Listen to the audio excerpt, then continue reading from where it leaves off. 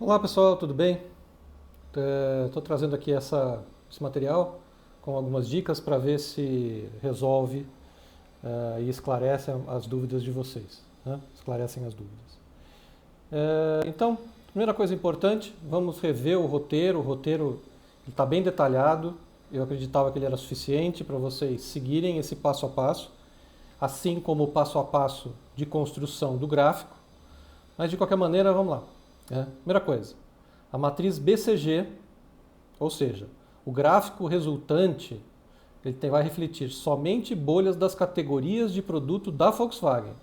Então vocês estão fazendo uma análise para a Volkswagen e não para uma outra empresa, certo? Então selecionem a marca para ser a marca de referência. Bem, em seguida, vocês vão considerar como ponto de partida os resultados de 2019 para a construção da matriz. Como eu pedi para vocês, a análise é para ser feita sobre as categorias de produto, certo?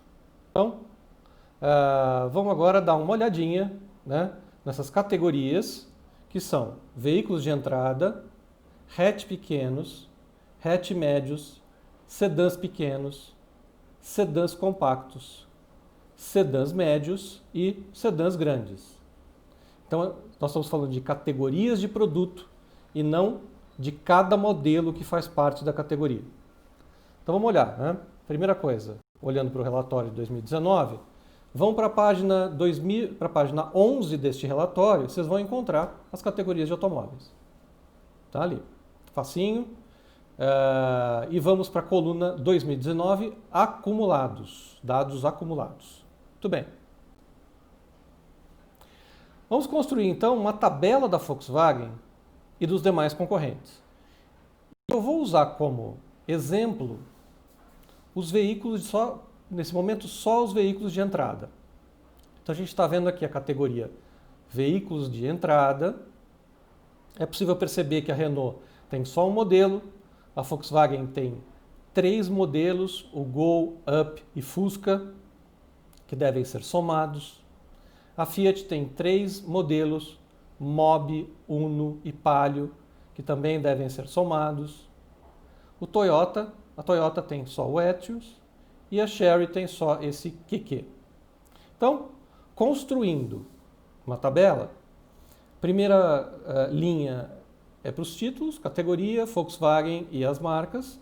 Na segunda linha, peguei a primeira categoria, portanto, veículos de entrada, estou somando ali Volkswagen, todos os modelos da Volkswagen, Renault, todos que tivessem, Fiat, a mesma coisa, Toyota, mesma coisa, e Chery, a mesma coisa. Aqui, só uma sugestão, vocês podem trabalhar como vocês preferirem. Vocês podem montar uma tabela gigantesca de todas as categorias, com todos os comparativos, e aí vocês vão perceber que algumas marcas concorrem em algumas categorias e não concorrem em outras. Então o que eu sugeri para vocês durante a aula é que vocês fizessem várias tabelas pequenas separadas por cada categoria. Isso talvez facilite a análise. Não é obrigatório, mas vocês decidem. Agora, no mínimo, vocês têm que fazer essa tabela de categorias separadas, né? Ou com todas elas, e depois fazer uma última, né? Que será a base para a construção do gráfico. Porque senão, quando vocês forem selecionar todos os dados separadamente de cada uma das tabelas, pode ser que vocês se percam um pouco. Mas, de novo, vocês vão fazer e depois vocês vão explicar no trabalho como fizeram. Então, o que for mais simples. Muito bem. Para definir o tamanho da bolha, né, vocês vão calcular a participação dos modelos em função do volume de carros emplacados para encontrar o tamanho da bolha. Ou seja, eu vou somar os modelos de cada marca de uma determinada categoria para poder calcular o tamanho da bolha. E o tamanho da bolha que eu estou buscando é o da Volkswagen, certo? A nossa análise é baseada na Volkswagen. Agora, como é que eu calculo o tamanho da bolha? O tamanho da bolha é aquele percentual vertical que está na terceira coluna. E como é que eu calculo, né? Primeira coisa que eu tenho que fazer, somar todos os modelos de cada categoria para veículos de entrada, emplacamento, no caso de veículos de entrada, desculpe, Gol, Up e Fusca. Então temos aqui, nessa coluna, veículos de entrada lá em cima, e aqui embaixo eu estou somando todas as categorias dos modelos da Volkswagen para poder depois dividir os emplacamentos dos veículos de entrada pelo total dos emplacamentos das categorias que nós estamos trabalhando.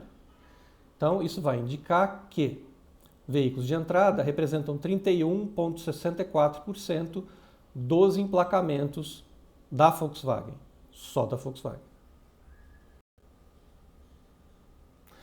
Próximo passo, eu vou calcular a participação relativa de mercado e selecionar o principal concorrente.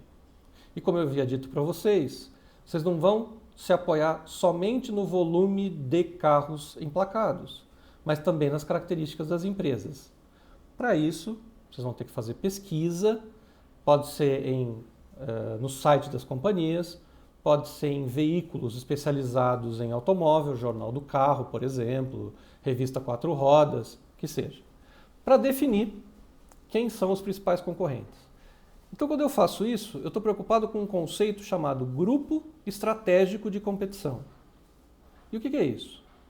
Eu vou considerar empresas, grupo de empresas, numa indústria que seguem idêntica ou semelhante estratégia ao longo das dimensões estratégicas.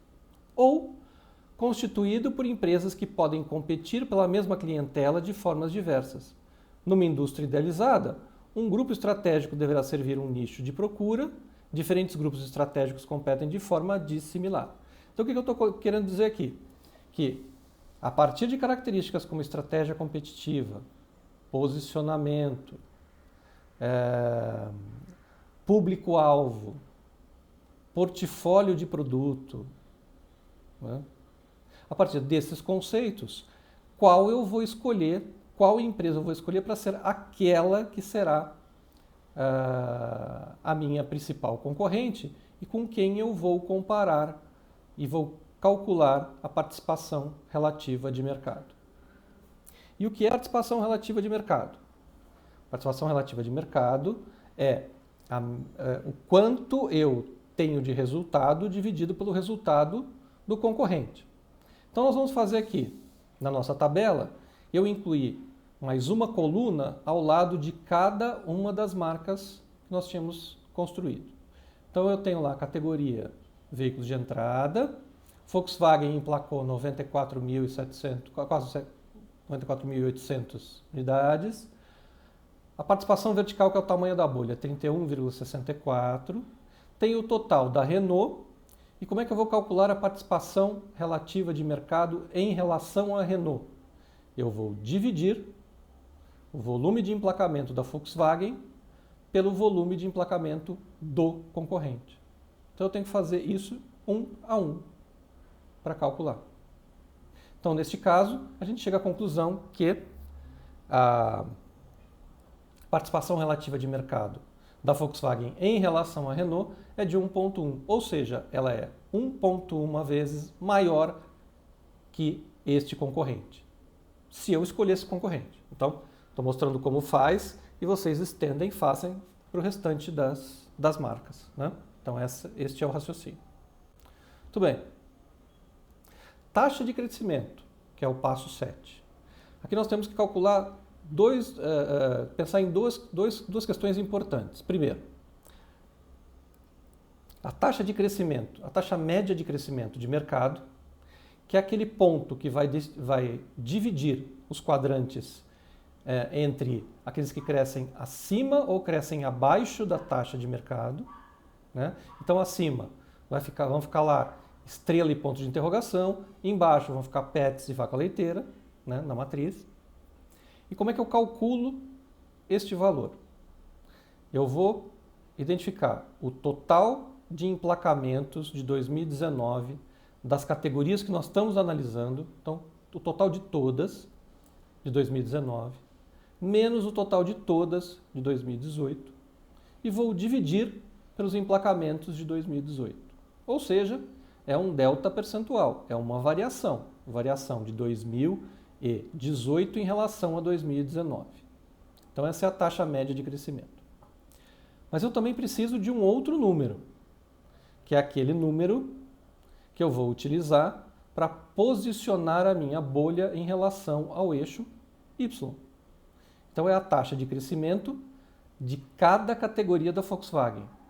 Então, nesse caso, eu vou dividir emplacamento da categoria de entrada da Volkswagen de 2019 menos emplacamentos de categoria de entrada da Volkswagen de 2018, dividido pelo emplacamento da categoria de entrada de 2018. Aí eu tenho, por exemplo, né, este valor. Eu já fiz a conta, eu dividi os emplacamentos, né, 19 menos 18 dividido por 18, nós pudemos perceber que o mercado encolheu em 3,44%. E isso é bastante possível, né? O mercado não encolhe, né? O mercado varia positivamente ou negativamente. Muito bem. Daqui para frente, pessoal, né, a construção do gráfico, as decisões de escolha de vocês, as sugestões de ações que vocês vão fazer, o gráfico que vocês vão colocar lá, as tabelas e como vocês vão construir a estrutura do trabalho, aí é uma questão que aí só depende de vocês, né? Não tem mais o que explicar. A decisão é da análise de vocês, né? Então sugiro, olhem aquele passo a passo de construção dos gráficos, voltem à aula da BCG que está gravada e que explicava como construir o gráfico, né?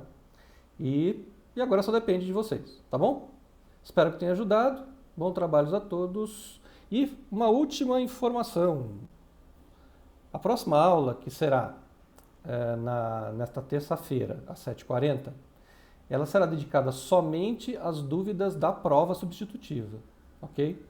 Então, quem pretende fazer prova substitutiva, porque precisa para atingir a sua média, ou porque está interessado em aumentar a sua média, fica à vontade para comparecer, tá bom?